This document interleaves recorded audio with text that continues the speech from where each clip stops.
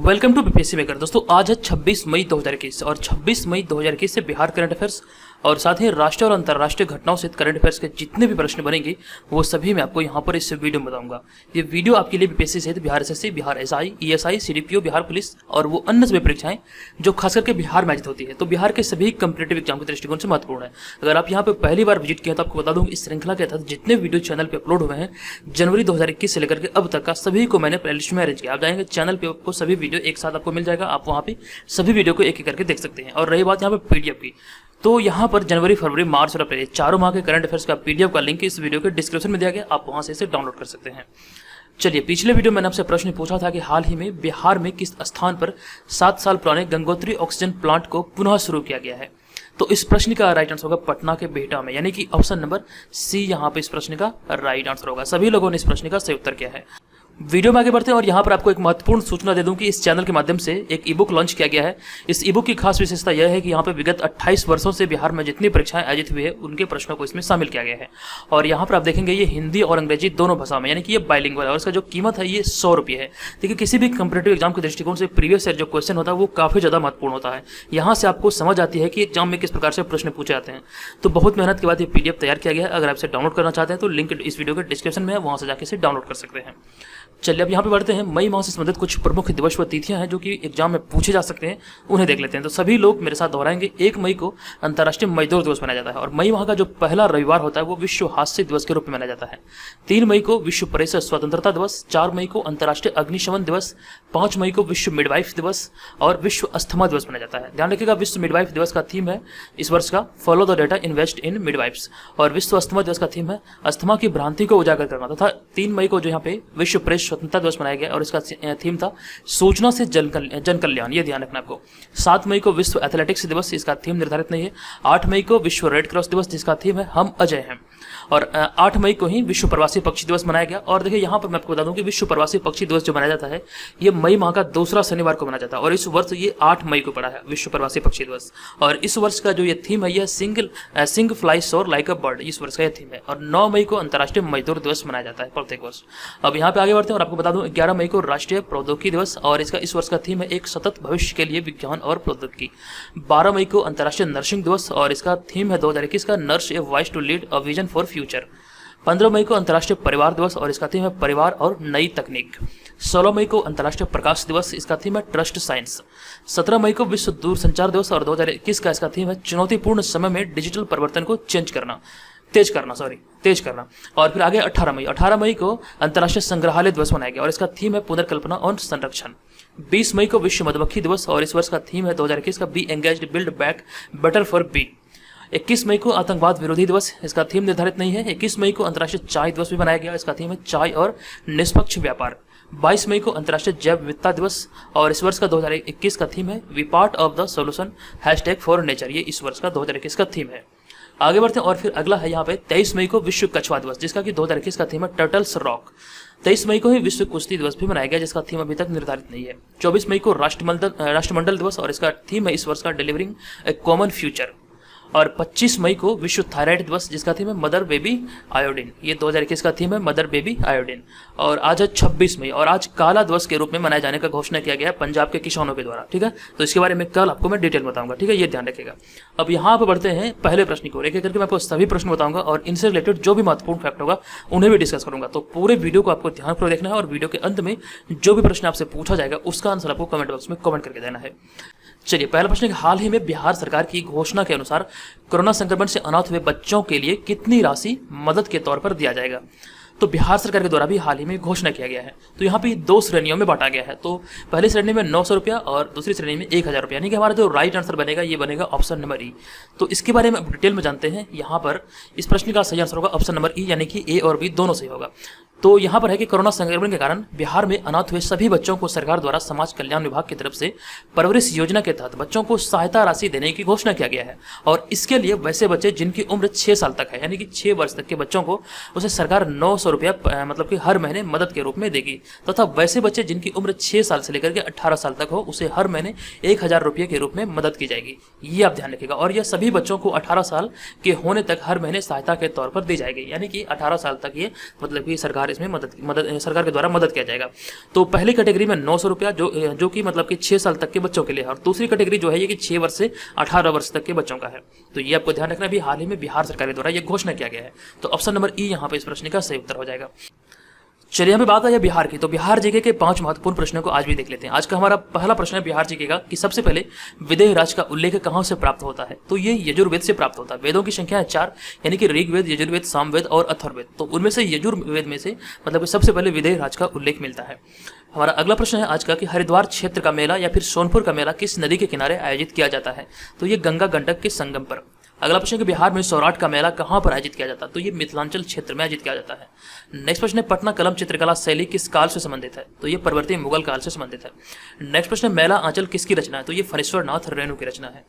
तो ये सारी चीजों को आपको यहाँ पे याद रखना है। डेली यहाँ पे 5 बिहार मतलब जीके के प्रश्नों को ऐड किया जाता है। चलिए बढ़ते हैं दूसरे प्रश्न पे। हमारा दूसरा प्रश्न है हाल ही में यूनिसेफ के द्वारा जारी आंकड़ों के मुताबिक बिहार में कितने बच्चों की पढ़ाई पूरी तरह से बंद हो गई है। तो इस आंकड़े के मुताबिक 75 लाख बच्चों की पढ़ाई बिहार में पूरी तरह से बंद हो गई है।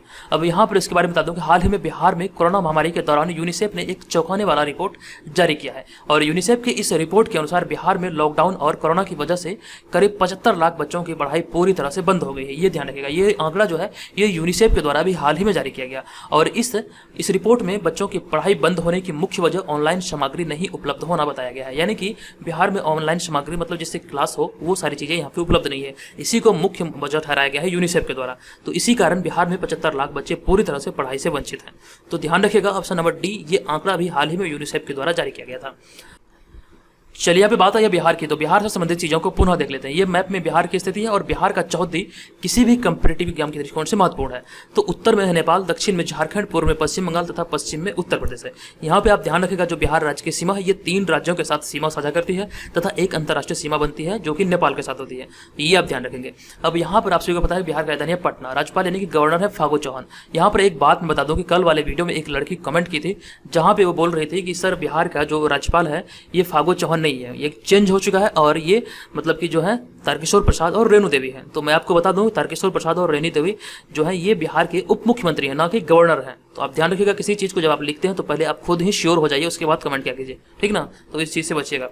चलिए, और बिहार के भी वर्तमान मुख्यमंत्री हैं श्री नीतीश कुमार। राजकीय पक्षी है गोरैया। अभी 20 मार्च को भी हाल ही में विश्व गोरैया दिवस मनाया गया जिसका थीम था आई लव स्पैरो। राजकीय पशु है बैल, राजकीय वृक्ष है पीपल, राजकीय फूल है गेंदा। और बिहार में जनसंख्या घनत्व की अगर बात किया जाए तो 1106 व्यक्ति प्रति वर्ग किलोमीटर बिहार का जनसंख्या घनत्व है। क्षेत्रफल की अगर बात किया जाए तो 94,163 वर्ग किलोमीटर बिहार का क्षेत्रफल है। प्रथम राजभाषा हिंदी तथा द्वितीय राजभाषा बिहार की उर्दू है। लंबाई 345 किलोमीटर और चौड़ाई 483 किलोमीटर है।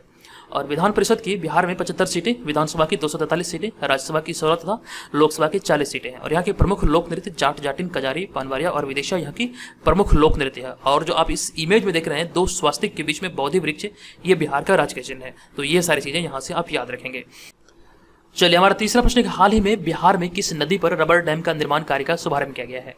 तो जब ये घोषणा हुआ था तो तब भी मैंने आपको इसके बारे में बताया था। तो इस प्रश्न का जो राइट आंसर होगा ये हो जाएगा फल्गु नदी पर। फल्गु नदी को ही निरंजना नदी भी कहा जाता है और इसी नदी के तट पर भगवान बुद्ध को ज्ञान की प्राप्ति हुई थी। तो ध्यान रखिएगा ऑप्शन नंबर सी यहाँ पे इस प्रश्न का सही उत्तर होगा। इसके बारे में डिटेल में जानते हैं कि हाल ही में बिहार के गया में फल्गु या फिर निरंजना नदी पर बनने वाले रबर डैम के मतलब निर्माण कार्य का शुभारंभ किया गया है। और यह वहां स्थित गया जी के लिए बहुत बड़ी सौगात है, ये ध्यान रखिएगा। और इसके निर्माण से गया जी पर्यटन स्थल को बढ़ावा मिलेगा और साथ ही यह रबर डैम का निर्माण होने से वह श्रद्धालु जो पिंडदान करने आते हैं उनको सालों भर यहाँ पे पानी मिलेगा, ये ध्यान रखेगा। हिंदू धर्म के अनुसार जो मतलब कि पिंडदान की परंपरा है, यानी कहा जाता है यहाँ पे विष्णु पुराण के अनुसार, मैं आपको बता दूं कि विष्णु पुराण के अनुसार मतलब कि जिस व्यक्ति का पिंडदान यहाँ पे गया जी में होता है उसकी आत्मा को निश्चित तौर पर शांति मिल जाती है। तो ये मतलब कि विष्णु पुराण के अनुसार मतलब कहा गया है। तो ये ध्यान रखेगा जो भी श्रद्धालु यहाँ पे पिंडदान करने आएंगे तो उनको मतलब कि इस रबर डैम के निर्माण कार्य का पूरा होने के बाद मतलब सालों भर यहाँ पे पानी मिलेगा। तो ये सारी चीजें आपको यहाँ से याद रखना है। तो इसका जो राइट आंसर होगा ये हो जाएगा फल्गु नदी, और फल्गु नदी को ही निरंजना नदी भी कहा जाता है। ऑप्शन नंबर सी यहाँ पे इस प्रश्न का सही उत्तर होगा।